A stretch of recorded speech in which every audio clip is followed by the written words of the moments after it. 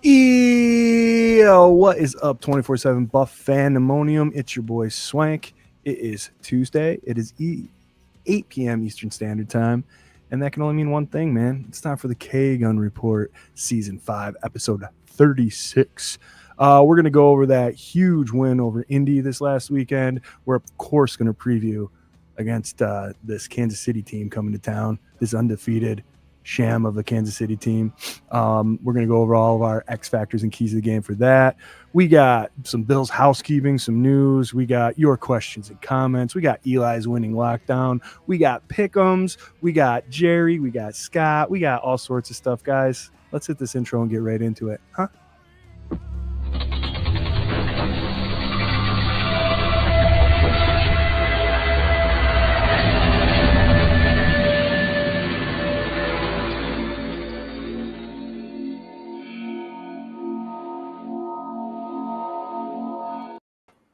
Here we are, and here it is on another beautiful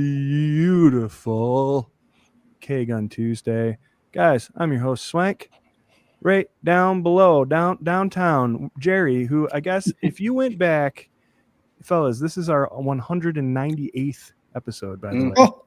So before, I forgot to mention that when we were doing our little pre-meet thing here. We're going to have to figure out something for the 38th here, the 200th episode in 2 weeks. Jerry, I want to go back and I want to look at every single episode and how many of them start with you looking like this. Let me tell you why. Because once you push everything, Swank, I don't know if everybody knows, but I'm sharing every place. So I try to get it done when you're doing the intro, but I just finished right now, actually. So usually it's me getting the push outs really quick to everybody. Push it real good, Jerry. Push it real good. Everybody in the comments now, share and push this baby. Let's get it going today. Hell yeah. Right next to me over here, my brother from another mother, Jerry's actual brother. That is Scooter Magooter. Scott, what do you got tonight on this beautiful Tuesday? Oh, I got a nice drink here. It's nice and bubbly. Victory Tuesday, rivalry. Now we can call it a rivalry week, and then we follow with a bye week. So nice. Hey, we got a tough game coming up, and we got a bye week. So I'm kind of really excited for this 4:25 game. Usually it's the 1 o'clock games I'm pumped for, but let's do it. Long day. Let's celebrate with a win. Come next Tuesday, we celebrate like this. But let's talk about it today. Well, yeah. Let's celebrate. Let's talk about it. Let's do all the things, guys. We are part of the Buff Fan Base Network and super proud to be. Also, as part of that, we are sponsored by 26 Shirts. Go to 26shirts.com. See what Del Reed and the gang got cooking up. All sorts of the freshest threads. I saw today, and I retweeted it. This week's T-shirt is actually a relation to the one and only Sal Capaccio. All of the proceeds are going to a relative of Sal's. Nice. So I thought that was pretty cool, man. Check that out. It's a win. Swank, is it the Buffalo versus Refs one? No, I think it's the one that kind of looks. I thought it looked kind of like the Lion King or something. Okay. Guys, check it out. Let me know. I just saw it real quick today. 107 of you hanging out today.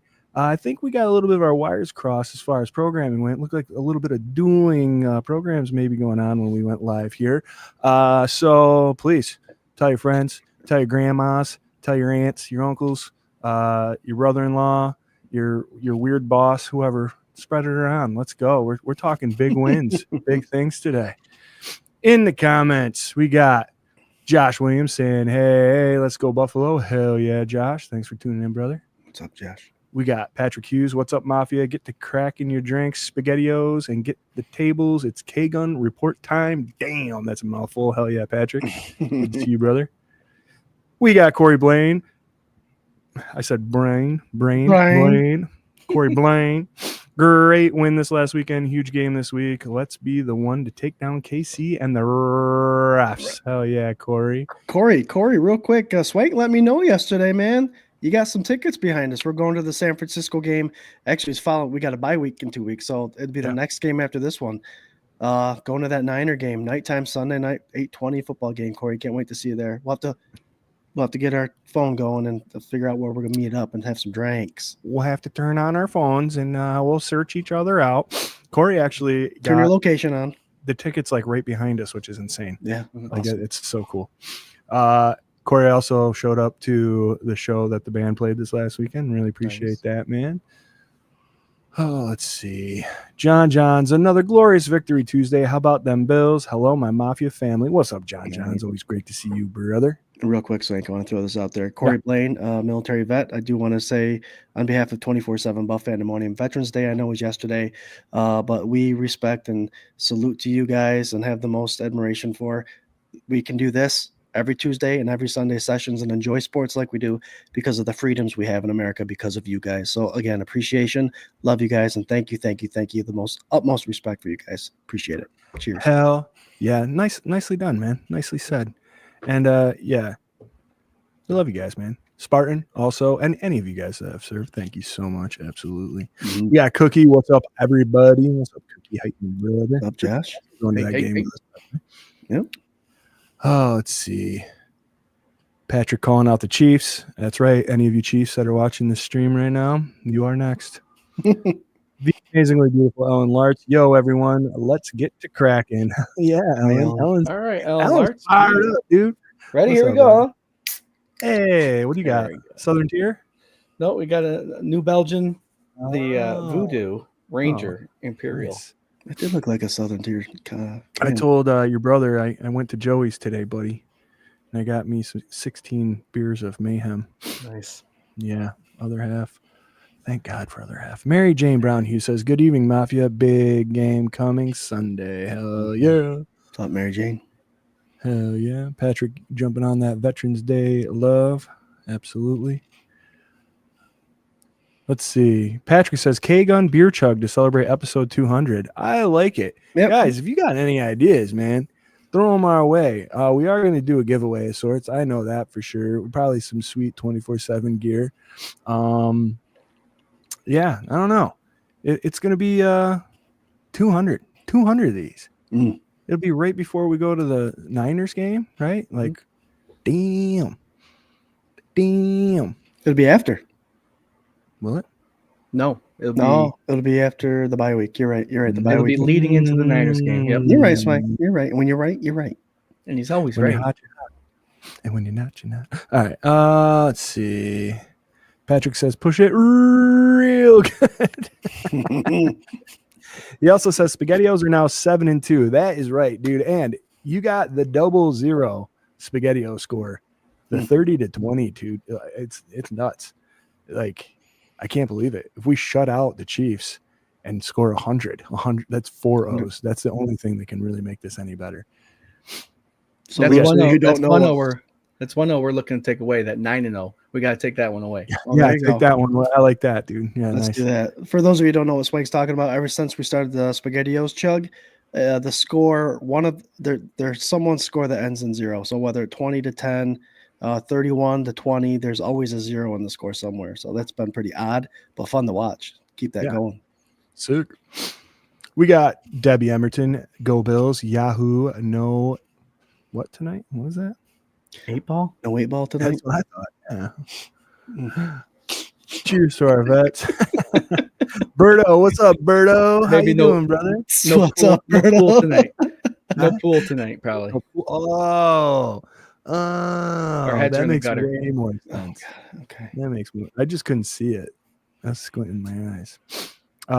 Keely's here. Go Bills. What's up, Keely? We were this close to sending Debbie to rehab. Nah. Let her have She it shows fun. up every Tuesday. She's got something going on. Yeah, right. Let's see. We got Uncle James saying, what's up, Mafia? What's up, Uncle James? What's up, Uncle James? Keely says she wore her JA-17 salute to service jersey that she won right here. Right here on this show. Very cool. Debbie says she'll also be at the Niners game. We need to all meet up, Debbie, for sure. Mm-hmm. I like it. Patrick, do we get to have call-ins and say congrats to all you guys for episode 200? I'll have to see if I can set that up, dude. So the board that I had that we used for phone calls that was so cool, shit the bed on me. So what we could do, guys, and I'll keep it from Swank and Scott, and I'll be the only one that sees it. If you guys send me a video, I can make a quick little highlight film, and then we can show it. I mean, I'll see it, but the guys won't, and it'll be a surprise for them and me seeing it as they come in. But if you want to send a quick video to my Facebook Messenger, I can form a little clip if you want. That's a good idea. I'll still work on the call thing too. And if we can get that, cool. And if not, whatever. But yeah, that'd be sweet. Have a little video. Yeah. I like it. Corey says episode 200 gives away SpaghettiOs. Absolutely. A can of SpaghettiOs with every giveaway on episode 200. Everybody comments. Uncle James giving RT his flowers. RT nailed the score 30-20. Hell yeah, Ryan Thomas. There you go. Which is an odd score, so it was pretty sweet that he nailed it. Yep. Yeah, it is a weird one, man. But it's cool. It's cool. Hey, listen, before we get going too much into this game here, I wanted to do a little bit of Bills housekeeping presented by Jarrod. Our housekeeping here there's been a little bit of stuff going on here at One Bills Drive.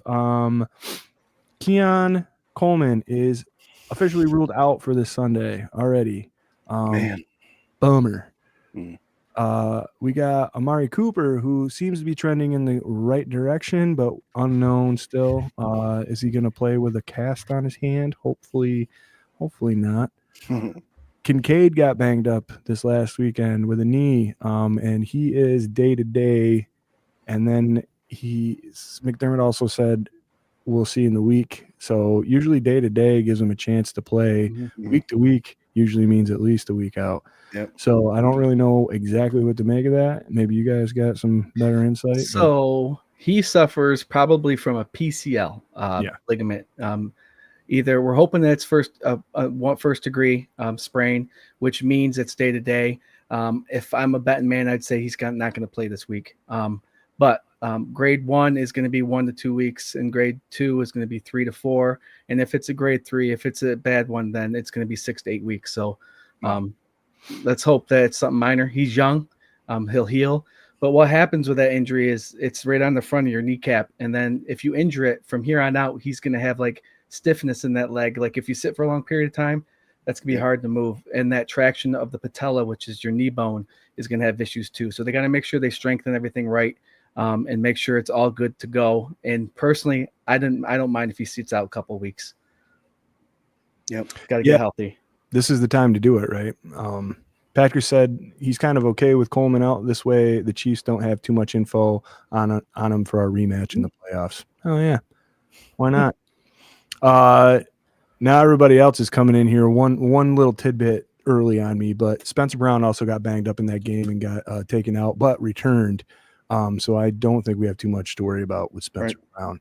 The only other little bit of news I wanted to get to before I got to the big news that everybody's blowing up in the comments here is the Seahawks got rid of Terrell Dodson, and he hit waivers, and he's not coming to Buffalo. Miami claimed him. So big bummer.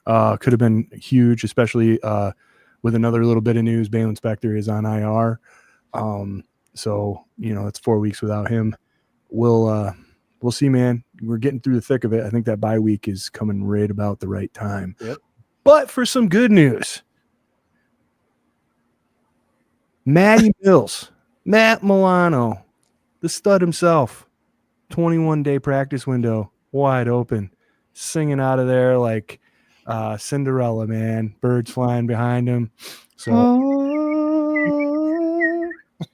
he will not be playing this week. Already ruled out for this week, which is fine and dandy. Mm-hmm. But, I do believe he does have a big chance to play that San Francisco game that you and I will be attending, Scooter.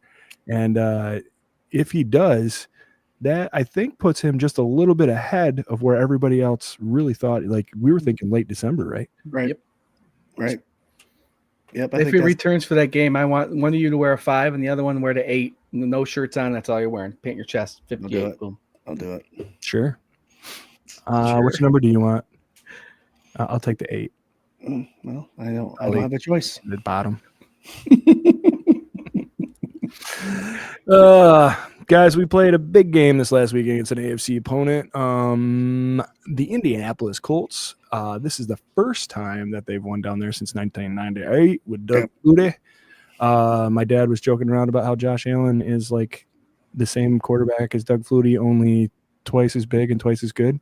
Does that make a lot of sense? Great game. A little bit of nail biter. Another slow start for the offense, but man, that defense came in just swinging heat. So we'll go around the panel here. We'll start with you, Scooter. Tell me what were your overall takeaways from this game here this last Sunday? A few things that are refreshing for Bills fans to see after the 18-year drought that we had. I know we keep going back to that, even though it's been 6 years since we've had that drought. But those are games we usually lose. The quarterback throws 2 picks, no interceptions. That's usually a rough end of the day for Bills fans. But the defense showed up. 4 sacks, 3 turnovers, I believe. No, 4 turnovers. It was an amazing performance. They had one big run, that huge run by Taylor, and everything was locked down. Even with injury, even bringing in 2 brand new guys and Jordan Phillips and Quentin Jefferson, that defense performed lights out. It was impressive to see this. The Colts team has talent.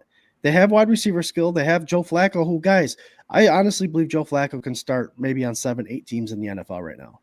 So they have a good quarterback and an amazing running back, and that defense did what they had to do to give us the dubs. They gave Josh Allen the ball, even though he turned it over a couple times, and we were still able to put on 30 points of football. So thank you, defense.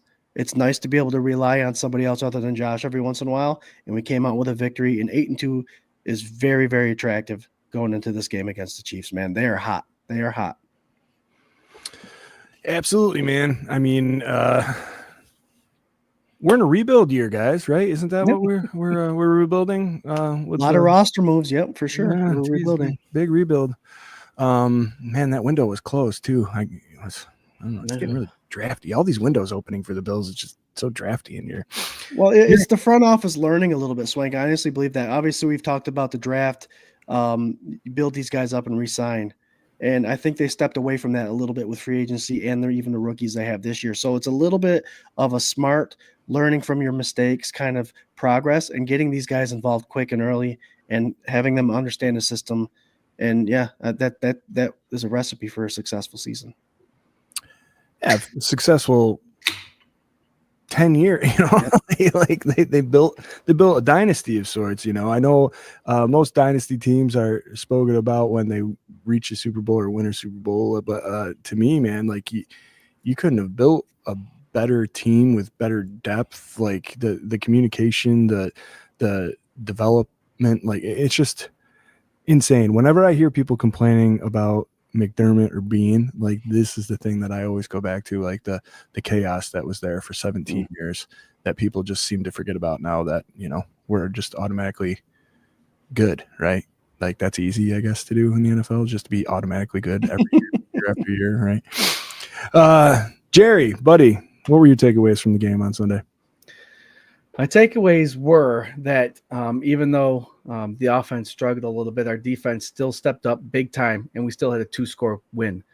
That's huge. You don't see that a lot, and the Bills happen to do that quite a bit. I think they're probably the number 1 team in the last 4 years to score more or win by more than 1 score in the NFL.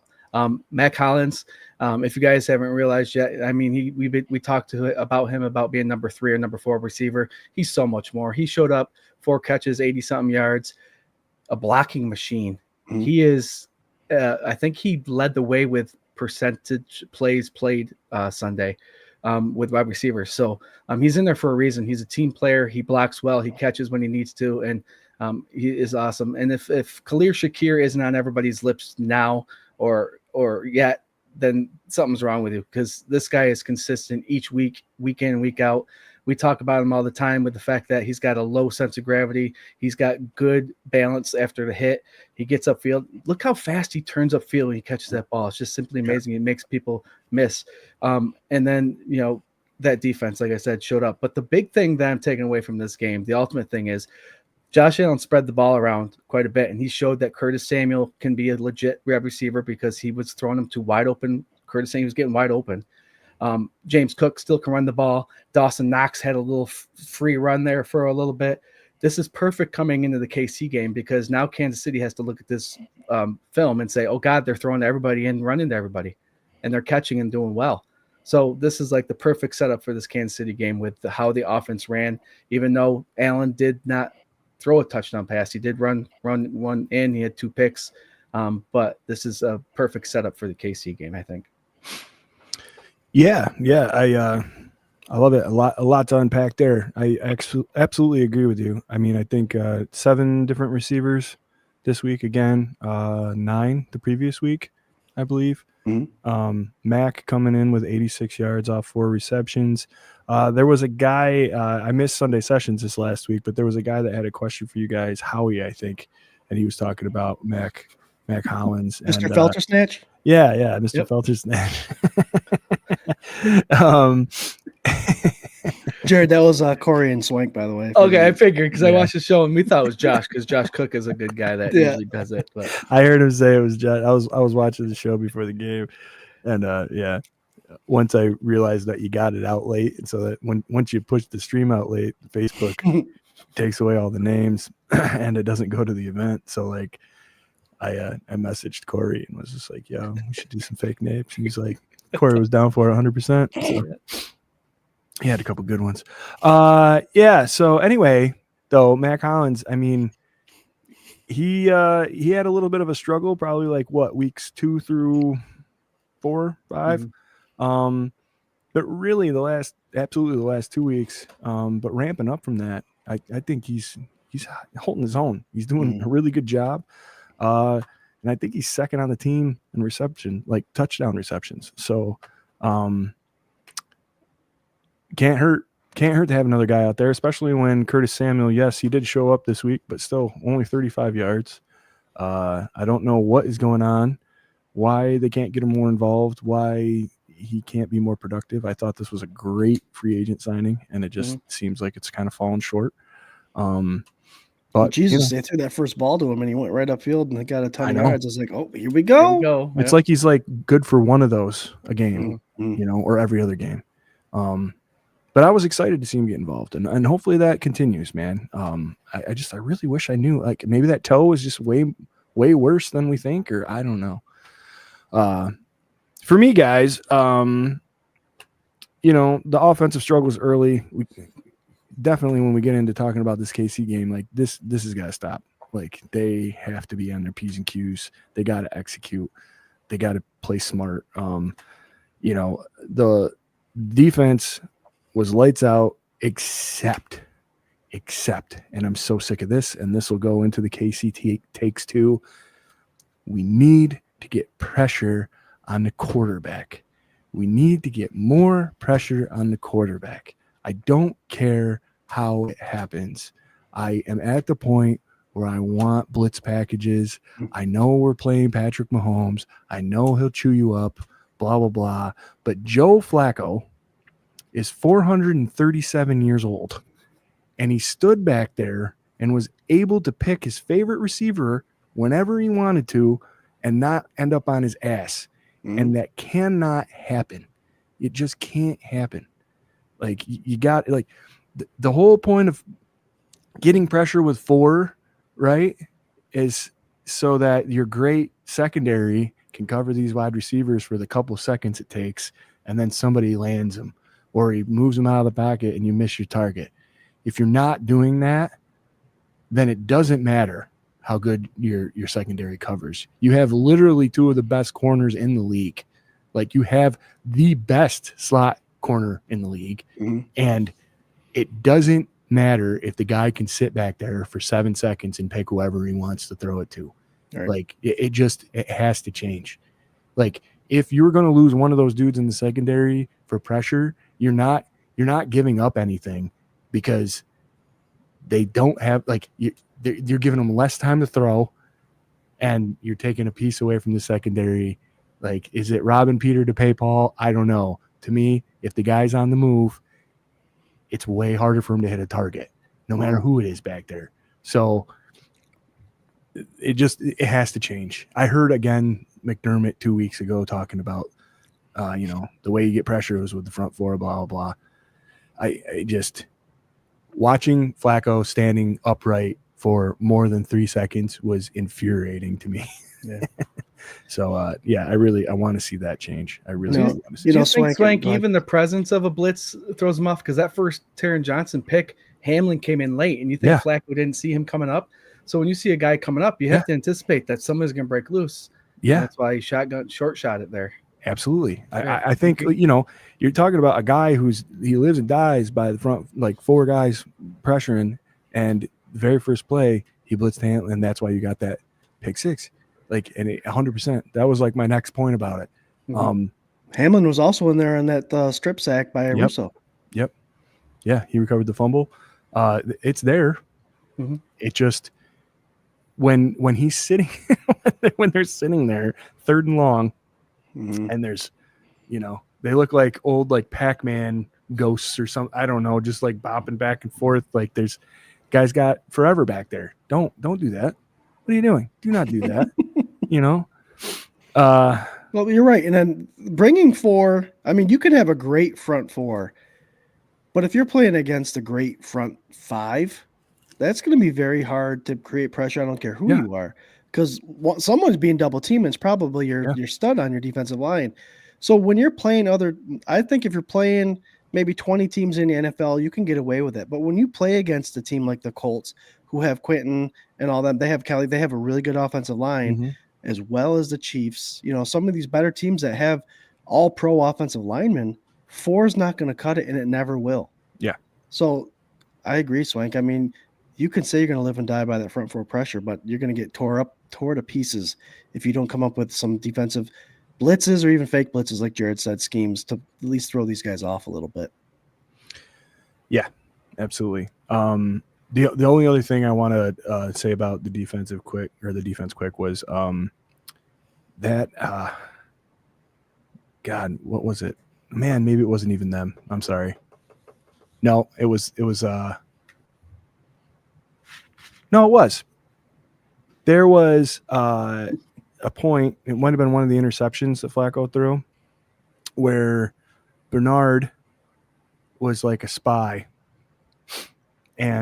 or he was appearing as a spy, and then they had I think Taron Johnson over here, and he was man to man with like a tight end or something, and they snapped the ball, the tight end went, Taron faked man to man for like 3 steps, broke out into zone. Bernard picked him up, and he didn't know it was a sack or something. He didn't know what to do, and he got throttled. And it was like they described that play on the broadcast and broke it down, and I was just like, oh my God. Like that was like a layer of the onion. I've never seen that close with that much of an explanation before, and how those seconds just in the details matter so much, where you think like, okay, this guy's following this guy's whatever, and then all of a sudden that switch off, and it's like, well, he's not spying me, and wait, he's man with this guy, and now this guy's zone where the guy there goes my first 2 reads. Everything's gone. Well, the quickest way to explain man defense versus zone defense as a quarterback, as anybody, is man defense as a quarterback, you're hoping someone one-on-one is winning. Zone defense as a quarterback, all you're looking to see is which area the zones are being covered, which way the linebackers are going, whether they're left or right, and where your wide receiver is going to sit in an open pocket. That's all. So if you get that 3 seconds of, okay, I'm going to wait till this guy's outrunning this corner, and all of a sudden everybody's dropping back, and now Bernard's in that zone instead of covering someone, yeah, that's like, oh, shit, reset. How fast can your brain reset as a quarterback and understand that? And how fast can your wide receivers understand that now I got to set in the zone rather than try to outrun someone? Because all you're going to do as a wide receiver is just go from one guy to the next guy to the next guy if they're playing zone. These wide receivers need to be smart enough. Stop where you're going. Fall in that zone. Quarterback needs to be smart enough to realize he's stopping in that zone, throwing that open area. And if you can confuse him, it's game over. Hell yeah. I don't know. I just I love it. I loved the depth of that, and it made me again. It's not like I've never appreciated Sean McDermott's defense. Literally the only thing that drives me crazy is the 4-man rush when it doesn't get home. Like that's it. Yeah. Everything else is it's just dandy with me. Maybe the run D a little bit here and there.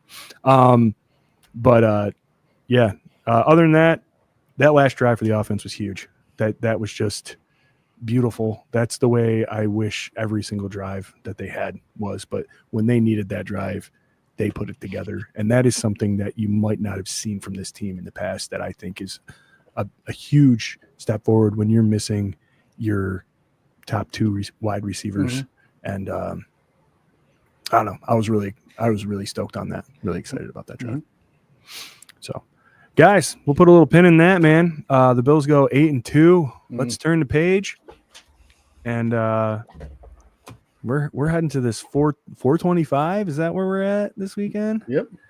425 at Highmark Stadium in beautiful Orchard Park, New York, where the Kansas City Chiefs come to town. These bozos got the stupidest win ever this last Sunday. I can't believe how lucky they are. I was watching the ticker on the bottom of the screen when the Bills game was playing, and I was just like, oh my God, there's 3 seconds left. Like they're on the 17, it's just a triangle and the little, you're reading it.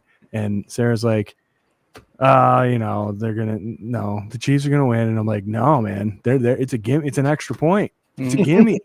No way. And of course, my wife, always right, dude. And I couldn't believe it. I had to look up the score on my phone.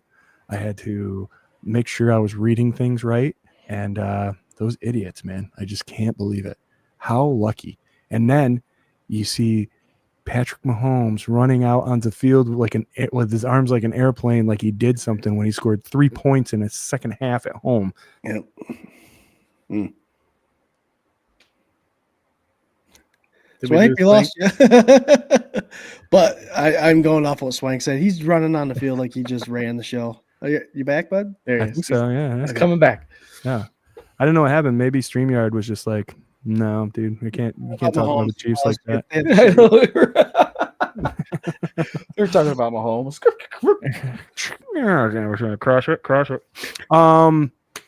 Yeah, so these guys are coming to our house this Sunday. To me, they're billing it like CBS, like on Twitter, CBS football, sports, whatever, NFL on CBS on Twitter.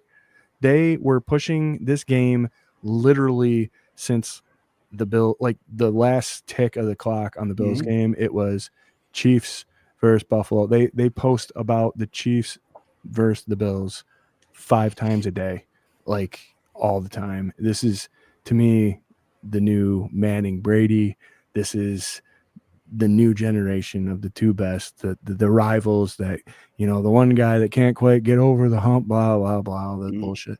It's a big game, biggest game of the week. And I don't know. I want to hear what you guys got to say about it. So hit us in the comments, Jerry. We're going first with you, my brother.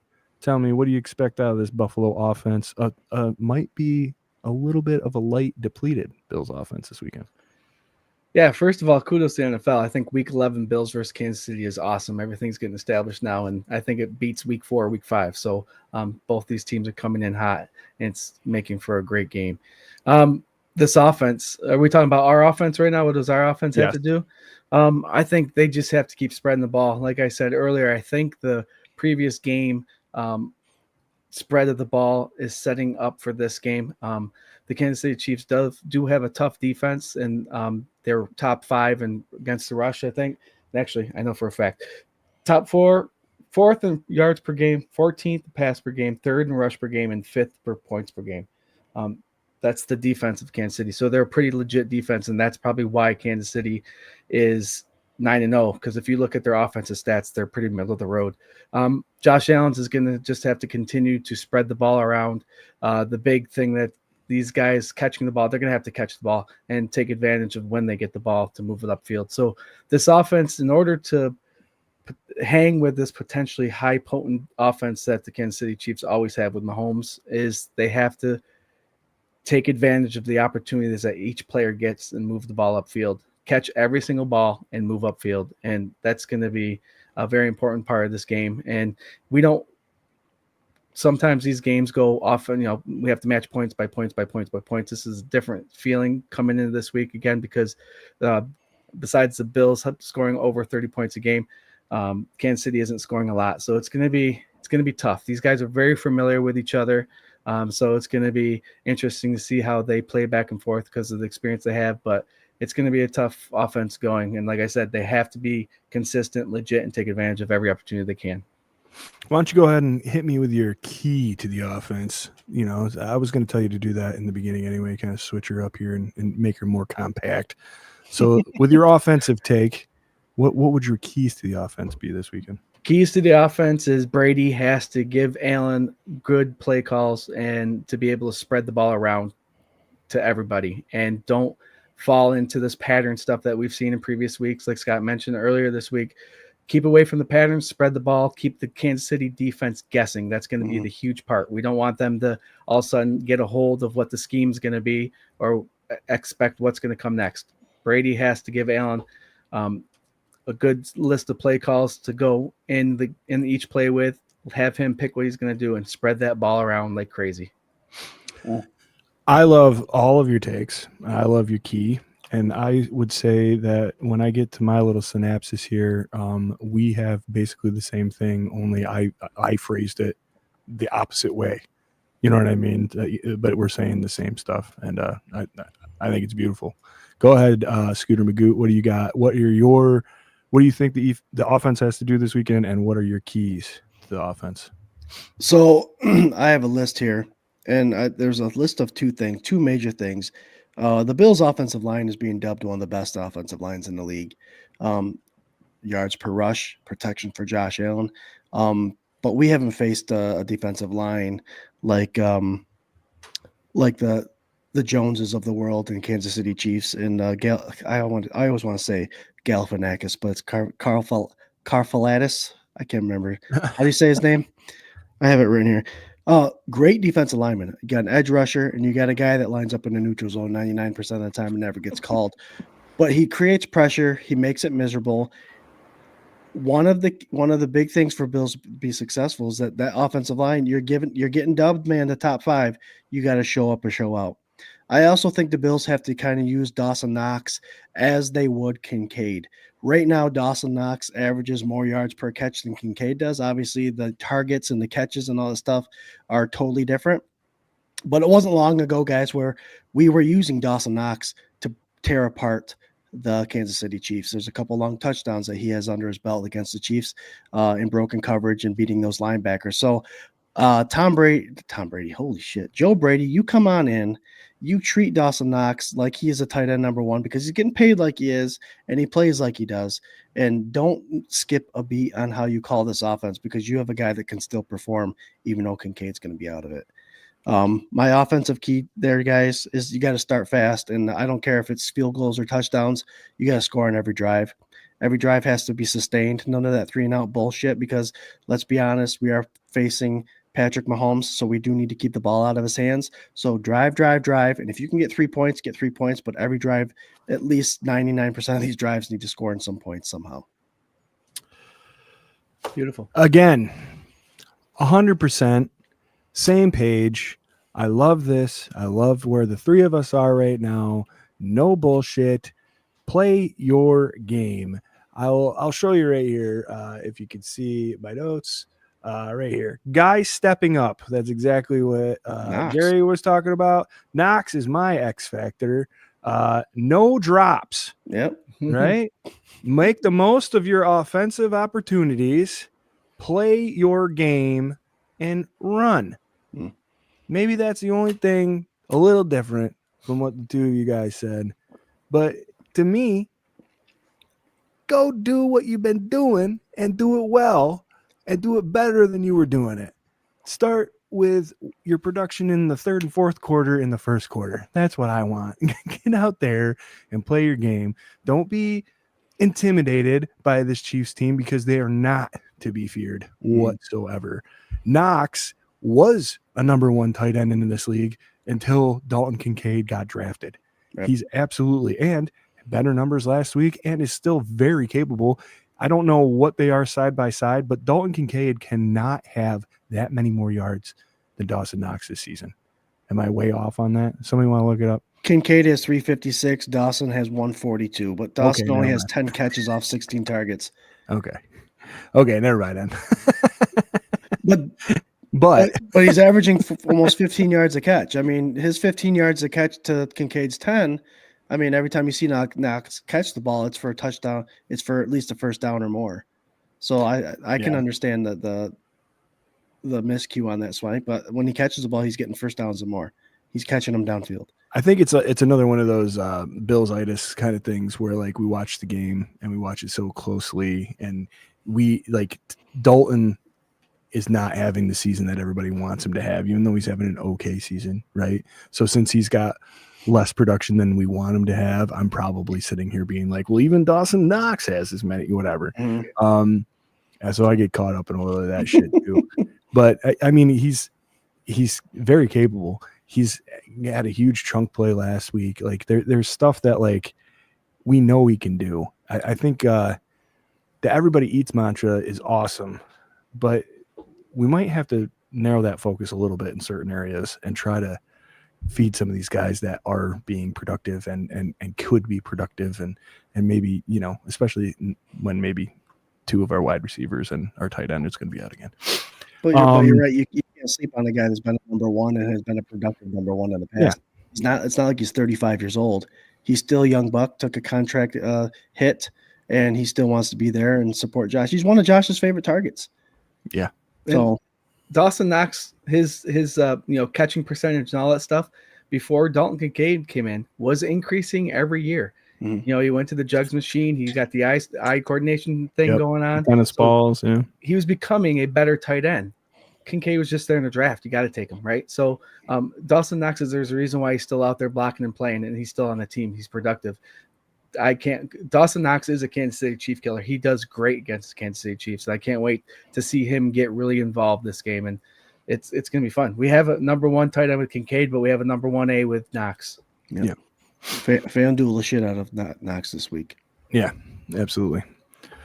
Let's go here. We'll go to the defensive side of the ball. Scott, give me your take on what our defense has to do to win this game, and what are your keys to the Bills' defense? I mean, I have a feeling that a lot of people listening to us sometimes go, well, yeah, that's what you got to do to win a football game.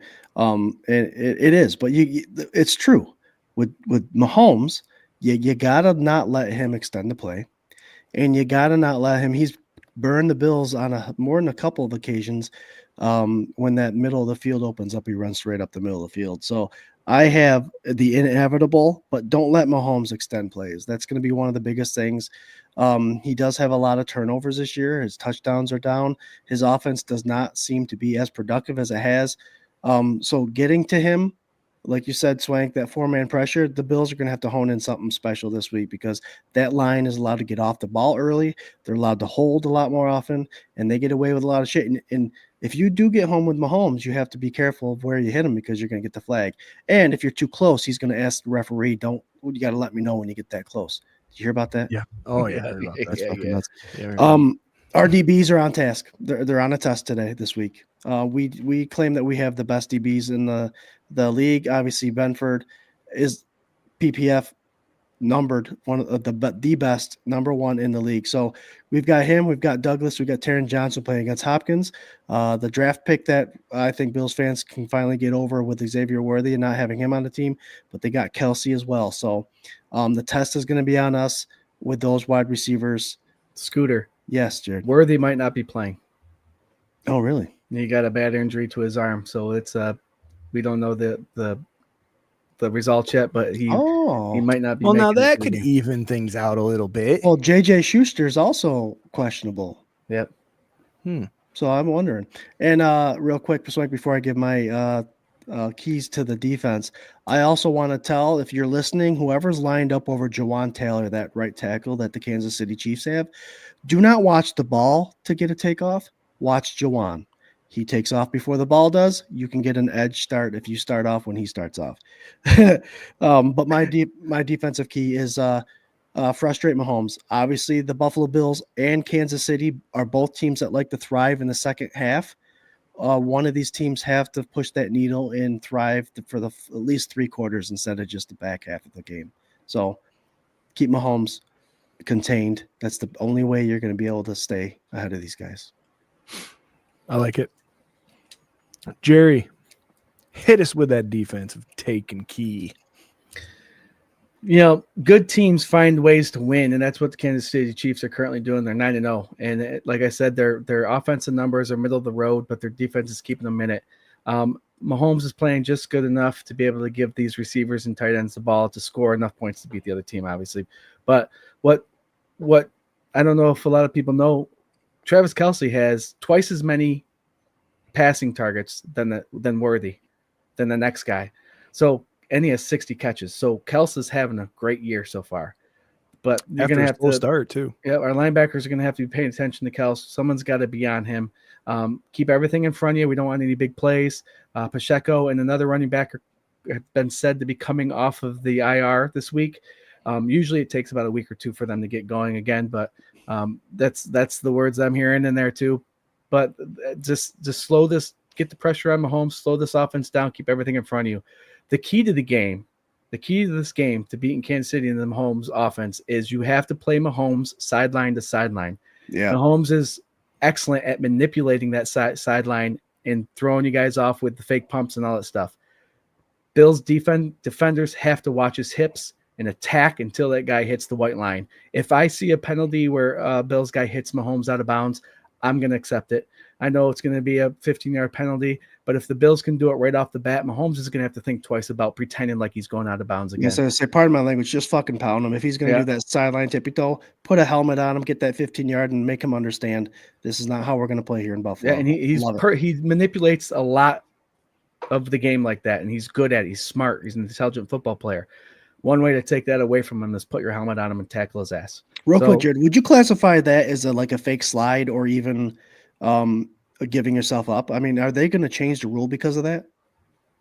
I don't think they can. I don't know if they can, but they have to realize that the reason why he's able to get rid of it is because they're going to throw the flag on Mahomes. So they're going to, if you hit him near the out of bounds, they're going to throw the flag. They have to get rid of that. If the quarterback's running the sideline like any other player, these players have to protect themselves knowing that they're going to get hit, because this pussyfooting around the sideline and sneaking back through because two guys are taking off because they think the quarterback's going out of bounds. That's the quarterback manipulating the play because he knows that more than likely if he gets hit, there's going to be a penalty. They have to get rid of that. Once that quarterback takes off, or anybody, I don't know. It's hard to say, but I think these defenders they can review like the targeting penalties. They have to review these sidelines. If the guy's coasting into the sideline gets nailed, technically the ball can still be placed where he sets the ball for the first down, right? While he's out of bounds. So technically he should be able to get hit still. So they have to refine that sideline situation. But in order for the Bills, the key to the game, these Bills have to just smack the shit out of Mahomes sideline to sideline. Don't let him get away with this shit. Watch his hips and just drill him. Mm-hmm. I'm getting excited. Yes. I will take this one step further. And it goes back to the pressure part of things. And where you're at with the sideline to sideline, I am at with him in the pocket. Same deal. I think people are afraid to touch him. People are afraid to pressure him. People are afraid to challenge him because he is Patrick Mahomes. They are the Chiefs. He gets all the calls. He'll whatever, blah, blah, X, Y, Z, bang, bang, bang. What would happen if all you did was flip your entire mindset and you don't care about any of those penalties you're talking about and the penalties I'm talking about in the pocket where get him, hit him on the fucking ground, put his ass in the dirt, don't care, shove him every play, get in his face every play, hit him just as hard exactly where you want to every single play. You don't got to be dirty, but you can play the game like every other quarterback has to play this game in the NFL, and you can take the shots that Josh takes every single time. And what if your defense just didn't care about that for 2 drives? Mm-hmm. What if you rocked his ass for 2 straight drives? What kind of Patrick Mahomes would you get on that 3rd drive? Mm-hmm.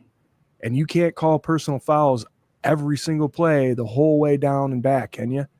If I was Babbage, I'd say, look at you get in his face and you get in there often, and you don't got to be dirty about it, but you let him know you're there every single play. Well, you're right. It's not being dirty about it. It's like you would treat every other quarterback in the NFL. You play to the whistle. You hit him where you got to hit him. You pummel his ass. And if you're going to get called, like you guys are both saying, if you're going to get called for a penalty, I'm okay with it. If I know the rules, if I see that was a clean play, we know the refs are going to be against us. You need to put your hat on them and make them hurt. And every time. I would do it, and I would get up, and with the flag, I wouldn't even look. I'd walk right back, set right back up, sit 15 yards down the field. Fine, let's go again. I'm going to hit you again. I'm going to hit you again. Let's go. Every single time. Because there's not one quarterback in this league, aside from Josh Allen, not one quarterback in this league that likes getting hit over and over and over and can stay on their rhythm. Patrick Mahomes hasn't been challenged like that in 3 years at least. Everybody pussyfoots around him the same way they did Tom Brady. Yep. They're afraid to hit him because they're going to draw a foul. You know what? Draw the foul. Draw it. Don't care. Fine. This is why we should have traded for a Max Crosby at the trade deadline and get that kind of guy in here. I mean, not that our guys can't do it, but I'm saying that is a mindset thing. Yep. The reason why, I'm listening to all these pundits all week saying like, well, the Chiefs know they're going to win and that's why they win. And also, the Broncos knew the Chiefs were going to win, and that's why the Chiefs won. Why? Why? That should not be anybody. Like, just because it happens, it happened to the Patriots too. Anybody talking about the Patriots anymore? I know Tom's gone, but Jesus Christ, you can change that whole mindset right now, and you can just pop them in the mouth. All right, I'll get off that. Pressure. I think they need more pressure again. If you do not pressure Mahomes, the same thing happens that happens with an old, crusty quarterback like Flacco. And I do have respect for Flacco. I'm just making jokes here. But if you don't get to Mahomes with 4 guys, one of those wide receivers is going to get free. Doesn't matter. Again, best cornerback room in the whole league. One of those wide receivers is going to be free. They will always win. They know where they're going. Corners can only trace for so long. So if that's going to happen anyway, send another guy. And don't send the same guy. They don't do that anyway. But if you send another guy here and there from another spot, he can't always go wherever. When you're doing that, and even when you're not doing that, make sure Travis Kelce is fucking covered, please. That's all. That's all I want. Cover Travis Kelce. If Travis Kelce breaks open in any one of these zone pockets at any time, I'm going to lose my mind. Every single team that plays him does it. Stop. Just cover Travis Kelce. That's all. Do that. If you do that, you'll take away half of Patrick Mahomes' production and his safety net. He's playing very average ball this year. He's a great quarterback. He's probably already destined Hall of Fame quarterback. I'll give him anything that you want me to give him. But this year, he is not worth his salt in what is happening on the field. This is not a guy that can just beat you anytime he wants. This is a team that is struggling and barely scraped by and wins games, while our team is manhandling teams. Even when they're struggling, they manhandle them in the second half. So I don't care who they were. I don't care who they are. Put him on his ass and cover Kelce. Those are my key gets to the game. I love it. I love it. I hope the players are watching because we're getting freaking fired up here. Dude, I'm so sick of it. I'm so sick of it. To me, it just seems so, I know, armchair coach, whatever, blah, blah, blah, GM. But it just seems so pedestrian to me. Like you go in there and you just get a little bit of that grit. It just reminds me of like them old school kind of Raiders kind of thing. Like they didn't care. Like you go in, I don't care. I don't care if you're going to throw a flag on me. I'm going to hit that guy. Like that kind of stuff. And that was dirty. I'm not saying, again, not dirty, just hit him. Bruce Smith wasn't a dirty player. He smoked the shit out of guys. Do that all the time. Do that. We got Cat and the Hat Stumbo over on YouTube. That's Catherine. She says, "Hi, my name's Catherine. I hope you don't mind me hanging out." Of course not, Nope. Catherine. Thanks for joining. Welcome. I want to know if you heard that Seattle released or is releasing Tyrell Dodson. Do you think he'll come back to Buffalo? We did address this at the beginning of the show. He actually had to clear waivers for anybody to have free whack at him, and he did not. The Miami Dolphins actually claimed him, so he is a Dolphin right now. He'd been great. He would have been good depth considering Spector's now out and all that stuff. That would have been something else. Yeah, it would have been a perfect. I don't know why they cut him. He's been a starter all year. What happened? They started all game. Yeah. Patrick Hughes, they're going to flag the Bills for just being the Bills, so light his ass up. Absolutely. Yep. If you're going to catch flags anyway, catch them. Make it worth it, you know? I was almost going to tell a Hillstead story. I'm not going to. Never mind. This is Sparta! Our brother Buffalo Spartan. Super late. The internet sucks here in Jamestown so bad the video isn't playing, but comments are scrolling. Nice. There you go. Mafia, mount up. What's up, brother? Glad you could join us in whatever capacity you can. What's up, buddy? Oh, man. Mary Jane Brown Hughes says he has a bad ankle. Make him run. I love it. Yes, absolutely. He'll milk that the rest of the season. Yeah. Oh, no. He'll be comeback player of the year now.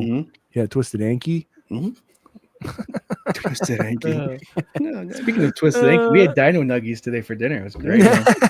Nice. Do that again, but this time with the Nuggies. All right, guys. We're gonna do our score prediction for this game. But you guys didn't cheat, did you? No, I didn't cheat. All right, perfect. Kick it all off right here. If you don't know, now you're gonna know. We have our official correspondent, our kid in the street, Eli Wynn. He's coming in fresh with his Week 11 version of Eli's winning lockdown. This kid is a phenom. Here you go. Hey, welcome to Eli's winning lockdown. This Sunday at 4:25 p.m., Bills versus Chiefs. The Chiefs are at 9-0, which means they are ripe for picking. Let's serve it up!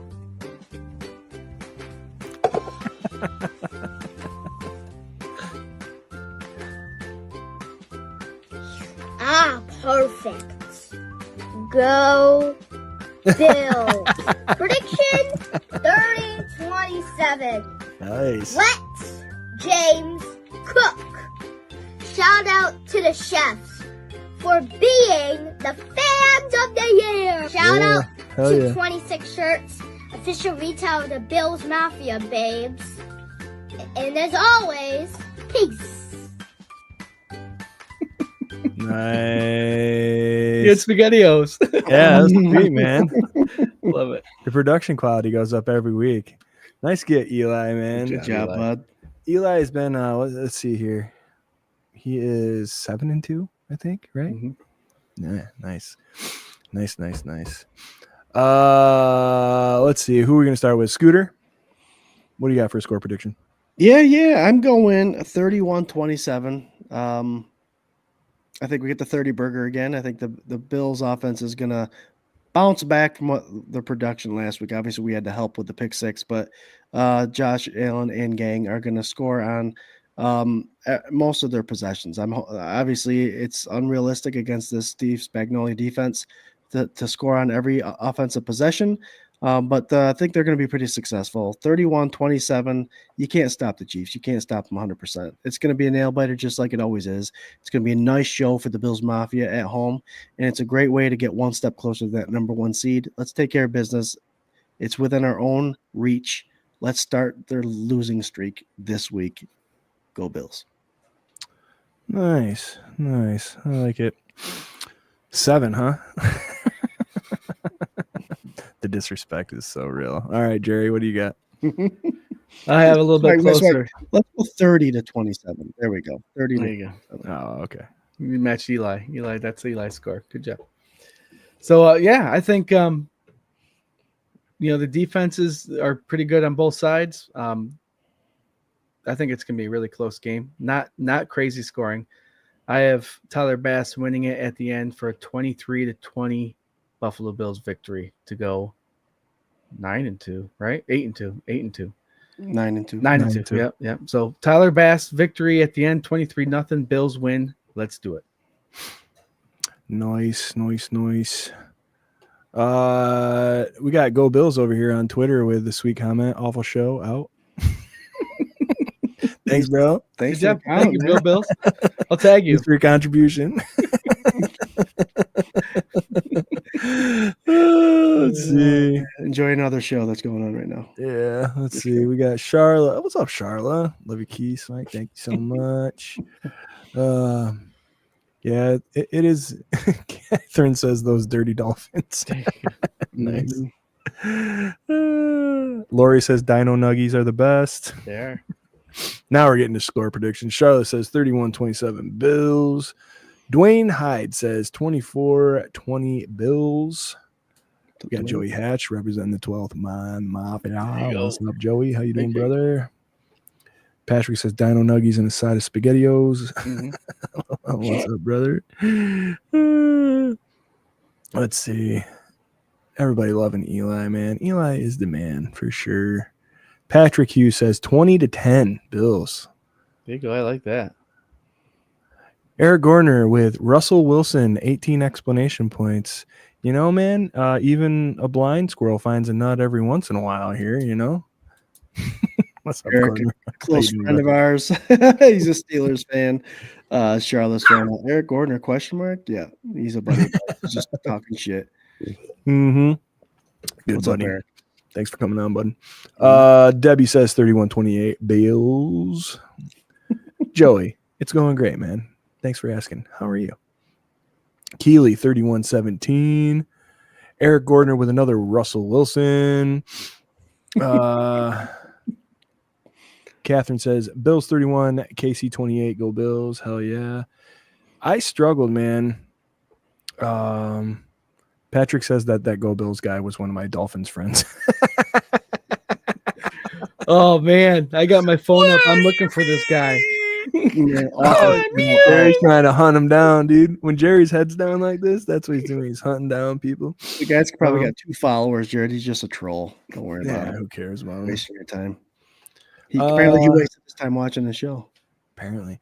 You know what I love, dude? Like, so when I don't like stuff, like, I just don't watch it. Yeah. we live in a world where everyone has to comment. I can't stand this. I'm going to let them know. Hey, I have a voice too. I'm right here on X, okay? You know, I don't like it. Bye. Yeah, man. I always say it with the, I've been playing music since I was 13 or 14, whatever. And over all this time, and it goes to everything. And I'm not trying to get on a soapbox or anything here, but it's there's 2 categories. There's doers and attenders to me, right? And if you're doing something, and there's always somebody that thinks that what you're doing could be done better. And there's always people that enjoy and hang and do whatever. And then there's a bunch of people that just don't know who you are, don't care, don't whatever, and whatever, right? So like, I've always done what I do because I like to do it. Yep. And that's it. And if you don't like it, that's okay. Like, I don't care. There's no offense taken. You're still a fine person to me, whatever. It doesn't matter. The attender part where you start to be like, hey man, what you're doing is great, but if you did this, and this, it would make it like so much better, and you're not doing anything, then I don't have anything for you. Right. It doesn't matter to me. Like, oh, so you're doing nothing, but you think what I'm doing could be improved. Awesome. Thank you. Thank you very much for the insight. It's a good way to take it. I found him. Lori says Eli likes that voice mic. Eli, you like my making fun of Dolphins content creators? Tyler. His name's Tyler. Tyler. Buy me a beer, man. Oh, come on, man. Are you serious? I'm going to do the Tua eye black thing. I shake your camera and do this a lot. See, now, to my point before about the doers and attenders, I can make fun of that doink because he is doing something that we're doing. So, I just am trying to offer him a little bit of friendly advice. Like, don't be a Dolphins fan and don't whine. Ellen says 35-21 win on home ground. Hell yeah. Eric, do it. Love you guys. Go Bills too. Hell yeah, Eric. Thanks, Eric. I got the Jake Paul, Mike Tyson fight coming on this Friday. Eric's coming to watch it with me, so we're gonna have fun doing that This weekend? this Friday. Oh, Thank you, Jared. The invite's out if you guys want to come play some euchre cards and watch the 50-year-old Tyson try to beat up a 20-year-old. Nice. I'll get at you later. Patrick, I hope that after this game, Mr. Mahomes has nightmares about Von Miller, Groot, and Oliver. That'd be great. How about Epinesa? Where's Epinesa? Where is he? I think he's ranked number 1 in sacks for the Bills. I think Yep. we're close to sir. it. He's showing up. Yes, sir. Catherine, do you have super chat set up? No, we don't. We don't do that because we try to put everybody's comments up. And we just appreciate you showing support. So if you'd like to show us any sort of support, you can follow us and like and subscribe and all that stuff. Facebook group that's up over 10,000 members, 24/7 Buff Pandemonium. And we have a website, 247buffpandemonium.com. We also have a store with some shirts and stuff like that. If you feel like that, that'd be great. Otherwise, please just enjoy. This is your show as much as it's our show. We love having you guys here. And but thank you for asking. Really appreciate that. Yeah, and I was just talking to Scott earlier today. Everyone watching, if you want to go to that 24/7 Buff Pandemonium, our page, there's a spot there where you can write a review. Reviews help, and they get our page out there for more people. And that page grows because of you. So if you write a review, that's just going to increase because of you guys. And we love the support. And go write us a review. Positive. We had trolls come in, like the robots, and do 0 reviews because they want to try to report the page. So like 10 of them. So it's knocked down our review average. Oh, really? Crazy. Yeah, it's crazy. But it cancels out. It'll cancel out. Yeah. Go get them. Go get them. Yeah. All right, here's my score prediction. Bills win 28-17. I really went back and forth about getting that 30 points. I think they can do that this week. If they had one of these receivers back, I think it would push me over the edge. But it just, it's going to be an uphill climb. They scored 30 against Indy. I think it can happen. I'm gonna go on the safe side. Just my gut feels that 28-17. All right, guys. Here we go with some pick'ems. You got the records over there, Jerry boy? I do. The records are Swank is standing at 33-20, Scott 34-19, Jarrod 35-18. Whoa, you went down and up. Man, we're only separated by 2 games. Yep. Wow. Top to bottom is 2 games. This is the best year of pick'ems ever, I'm gonna say, man. Wait, is Jarrod leading? Yeah. Has that ever happened? This is the first, guys. Look at your face, dude. You look like everyone in this chat just farted in your garage. I don't think I've never heard of a time of you leading this. This is amazing. You should say the first 2 weeks, and then that's only because we picked 6 games. But Here we go. Lori says he's so beaming. Doug's got the real take. He's the one keeping score. Yeah, there you go. That first year, Swank questioned some of my records I had throughout that way. Right. I'm still questioning now. Now I'm in the basement. Hey, Doug, I told you to be quiet about this, man. Come on, man, Doug. All right. I have 6 games that we're picking this week. Okay.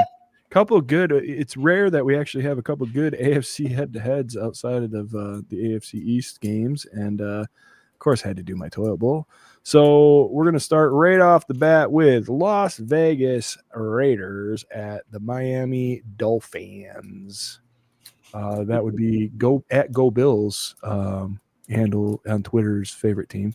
Let's go, Scott. What do you think?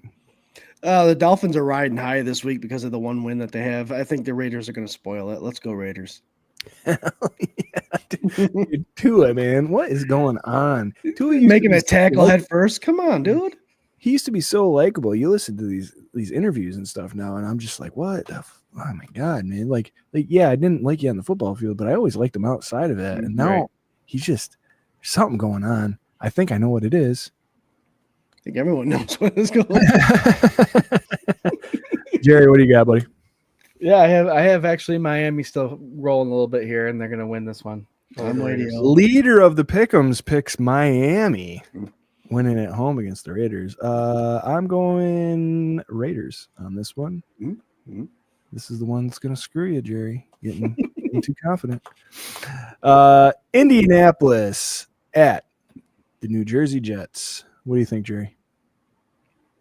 I think the Jets are going to pull this one off too. They have a tough defense. They're going to get after Flacco, and they're going to pull off one here. Now, I'd like to tell you that our boy on defense, here's some trivia.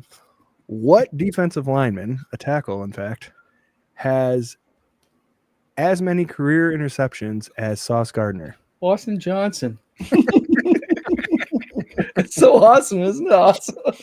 I tell you what, man, watching that Jets game, I do not believe in that defense anymore. I think that ship has sailed. I think that ship sailed down the river Sala, man. Like it's gone.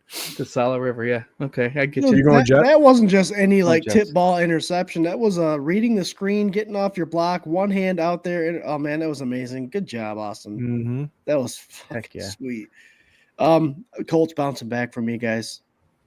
After this loss, I don't think the Jets got it. So, dude, Jerry could take a commanding lead, or he could go into the basement because I'm going Indy as well. There you guys, go. Interesting stat, and I knew I threw this out a couple weeks ago. Even though the Colts are out of our conference now, they still have more. I believe it's AFC championships than the Jets do. Yep. Jets have that one Super Bowl though, guys. Don't you remember? Back 90 years ago. The only thing that matters are Super Bowls. Yep. Really. Anyway, all right. Los Angeles Rams at the New England Patriots. I'll go first on this one. I am gonna say, before I watched the game last night, I was slightly worried about the Rams because they seemed to be on an uptick. They seemed like they were getting their shit together. Mm-hmm. And after last night, I will tell you, I do not think the Rams have what is going on with Stafford. I have no idea. I think the Patriots win this one, and they move into second place in the AFC East this week. I thought my pick was going to be surprised, but I'm going Patriots too. They're playing at home, and the Rams just don't look good. Man, I might be going from first to last this week. I have the Rams winning this game against the Patriots. All right. You know what's crazy? Either you're going to have so much shit to talk on Tuesday or not. Swank. Yep. Jared doesn't know how to talk shit. No, I'll teach you. I'll teach you. Come on over. I'll give you. I've learned the first person who throws to talk shit usually loses, so I barely ever talk it. But at the bar, if you're talking shit and he's the quiet one, he's definitely not the one you want to mess with either. So he's always been that way. I have 4 kids now too. Yeah. I can't go to jail. I've got to pay for college for food. All right. This is why this guy doesn't like the show, by the way. You know? Yeah. Right. God. Baltimore at Pittsburgh. Yep.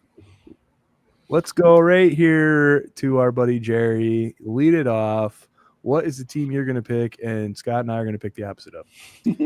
Believe it or not, this is the first Steelers game where they're playing a rivalry, North rival. So Baltimore, really? Yep, this is the first time they're playing a division game. Really? Baltimore wins this game. They're going to smack them. That AFC North is always tough, and I think the Baltimore Ravens are for real, and I think Pittsburgh's going to get embarrassed. This is the Steelers' first division game, Jared? Yep. Falcons, Broncos, Chargers, Colts, Cowboys, Raiders, Jets, Giants. Okay, that's weird. Wow. Yep. They got 7 weeks left, and the 6 of the last 7 games are going to be against division rivals. That's nuts. It's going to separate a lot. Baltimore.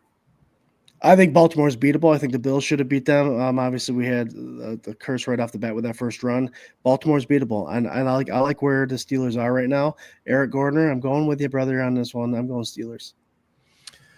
And as I called, Scott and I are on the same page, and Pittsburgh. Oh man. I'll tell you what, man. We'll do this next show. Also, we do have. I was just looking at the calendar. I have open mic next week. Okay. So I won't be here. The week after that, I have Thanksgiving. So we're gonna have to do some discussions. That's the 200th episode. All right, we'll figure it out. So we'll figure some stuff out here, guys. I would like to do on the show the next time we're all together here a ranking of the biggest frauds in the NFL, I think. And if the Chiefs are the biggest fraud in the NFL, if we can agree on that. Yep. The second biggest fraud, I love you, Gordner. I don't believe in the Steelers. I just don't believe in them at all. But I do believe in them beating the Ravens. So, yeah. Anyway, Cincinnati at the Chargers. Another good AFC matchup, I believe. I think we're at Scott. What do you think for that one? I'm not a big fan of Burrow, but he's on one of those stupid freaking hot streaks, and I don't think he can be stopped for a couple weeks here. So I'll go Cincinnati over anybody for the next couple weeks. I'll shoot it out for you, man. I agree. I'm going Cincinnati, and it's not because I believe in Burrow. It's more because I don't believe in Herbert. So I can see the Chargers laying a big fat egg after they got a little momentum. What do you got, Jerry? Yeah, there's no lone wolf on this one. I'm going Cincinnati. Oh, nice. All right, kids. Here we go for the toilet bowl, and we have to do it this way because, it's the Browns. The Browns at New Orleans. New Orleans getting a little bit of life, kind of, somewhere. I don't know, a little bit, whatever. I hate the Browns. Never will pick the Browns. Winston had his typical 2-week outing where it was really great and then shit. So that's what the Browns deserve. I'm going the Saints. Right now, 51% chance of winning for the Saints. So I'll ride that one. Yep. Saints. Good odds. Good odds. Saints. All right, guys. Wow, we're way past overtime here. Did anybody call overtime? I don't. Yeah, wow. Did they? About 2 days ago. Hey, Paulette, how are you? Oh man. Here we go, folks. We're in overtime. That's right. We're in overtime. There's 661 of you guys tuning in with us, and we really appreciate it. And hey, if one guy on Twitter doesn't like it, that's okay, man. That's okay. That's probably why he's upset. It's bedtime. It is bedtime, man. We're in overtime, man. Listen, man, we love you guys very much. I know we took this one a little over. The three of us are a little hyped on it, I think. This is big week, Chiefs week, man. Feeling it all. We got some plans this weekend, but I almost thought about trying to find some tickets to this game just because I don't know. It's one of those ones that either you really want to be there or you don't, right? So, yep. Yeah. Appreciate all you guys tuning in. I think we're gonna do some final thoughts here, and we're gonna get got. So, thank you guys so much for tuning in. And Jerry, why don't you kick us off with your final thought? Bills Mafia. We are one of a kind. We are a unique fan base. Even when we get the chance, if we're born in the late 90s, early 2000s, 2010s, if you still choose the Bills as your team, you are something else. We have 0 Super Bowls. We have 2 AFL champions, but we have 0 Super Bowls. You're not one of those fan bases or one of those fans that go out there and root for a team that has lots of Super Bowls or are currently winning. You're a Bills Mafia member. You picked the Buffalo Bills to root for, and kudos to you. Kudos for the tradition of the Buffalo Bills, and kudos for the love of your hometown, hopefully in this area for the Bills. So many times Sal got in a little back and forth, Sal Capaccio, this week about being a Bills fan or whatever, and you can't help but back them. If you're not watching each game for what it is, then are you a true fan of this game? If you're going to count your Super Bowls and that's it and go back on that, are you not a true fan of this game? Pay attention week in, week out. There's a reason why you play these games. There's a reason why there's storylines. Tyler Bass's touched or 61-yard field goal to win it. If you're not excited about that, then what kind of fan are you? If you're just counting your championships, get out of here. I don't want to talk to you. If you're a true fan of the game, a true fan of your team, you can tell. And Sal, I got your back. I know it's tough to have to deal with these people who are just talking about their one Super Bowl Jets fan back in the 70s, and they don't respect what's happening now. It's a wonderful thing about sports. It's each season is a different season. You can celebrate your, your dynasties and your Super Bowls, but when you're talking about the game now, don't go back to the past. Go to right now and celebrate your team now.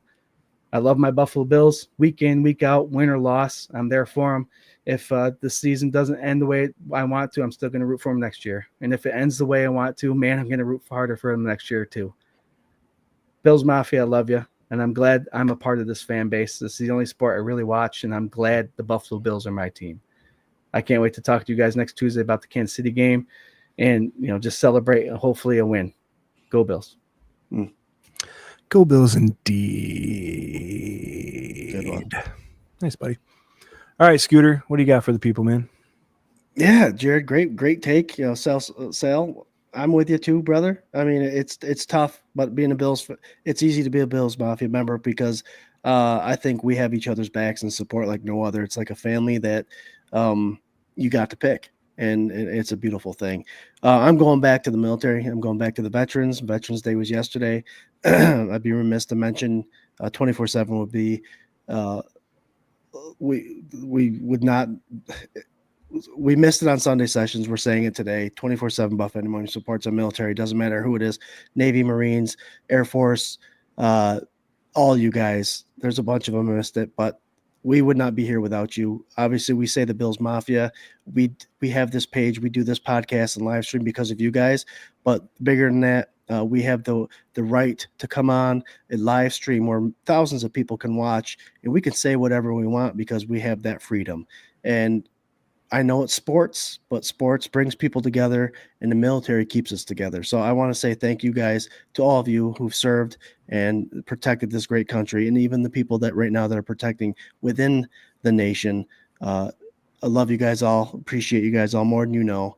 And make sure you thank a military person. If you see them wearing a hat, the shirts, whatever, they do appreciate it. I got a father-in-law, 83 years old, Danny Finucane. He was part of the Airborne, and he represented coming over from the island of Ireland, represented America because he wanted to help serve.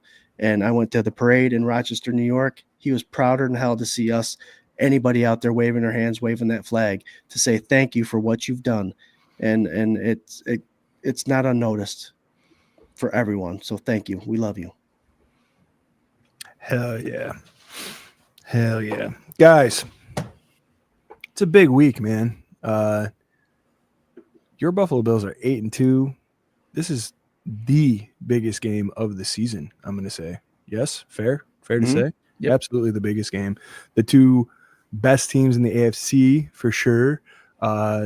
Two of the top three in the league right now, which I think is fair to say. Banged up, getting in, pulling out gritty wins. I say it a lot, man, but just enjoy this time. Enjoy where we're at as a team right now. Enjoy having Josh Allen as a quarterback, Sean McDermott as a coach, Brandon Beane as a GM, the players that we have, the way they're playing, the culture, the love that they have for each other, the grittiness. And watch some of these interviews of some of these guys, like Taron Johnson, like Damar Hamlin, like these guys that like. There's always been kind of like this, I think, like popcorn fluff around the Bills. Like they're like these lovable losers for all these years, right? And the culture when McDermott and Bean came in started to shift to winning, but there was still like that very like lovable, like whatever kind of thing. Now there's that for us as fans. There's that for the Bills Mafia. There is not that for anybody outside of that circle. There's not that for anybody outside of that room, that stadium, those conference rooms, none of it. It's the Bills and it's us as the Mafia, and everybody else outside of that circle, I could tell you right now, can fuck off. They have Deion Dawkins is like, he just seems like one of the nicest guys ever. he hates everyone outside of Buffalo. Like Taron Johnson, I'm watching interviews with him, such a smart, poised player, an amazing person. The look in his eye, the sharpness on his tongue when he speaks, it's not disrespectful, but it's business. Damar Hamlin, the world's darling, who survived this great tragedy and now is coming back, and everyone's, oh, he is not soft. That dude is sitting there like, I come here and do my job. I come here. No, that wasn't a penalty. No, that wasn't a dirty hit. I'm going to hit him. You got guys like Taylor Rapp wearing a Guardian cap, playing like his hair is on fire, playing like the dude's never had a concussion. These guys are playing so hard right now, like literally so hard. The energy is up. The intent is there. The focus, the maturity, and it's just amazing. This is the best Bean, McDermott, Allen era team as far as attitude wise. And I'm not saying like again, not like they have a great attitude. I'm saying like chip on their shoulder, want to lay somebody out. We're here to win games. That kind of attitude. This is the best version of that team that I have seen in 7 years. Absolutely. And to me, that helps those guys on the outside looking in elevate. That helps the depth. That helps everybody across all three phases. So just enjoy it, man, because we didn't have it for a long time. We have it now. 8-2 for the first time since 93.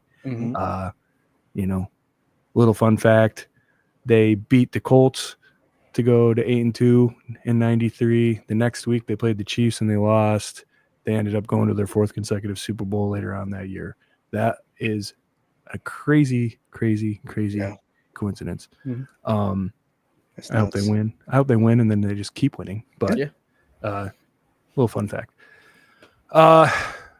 Guys, great show. Great talking to you guys. You can catch us here every single Tuesday night at 8 p.m. Eastern Standard Time, right where you're watching on YouTube or X or Facebook.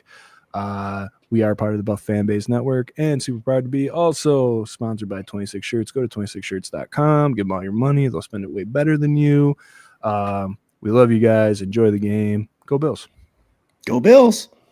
Go Bills. Go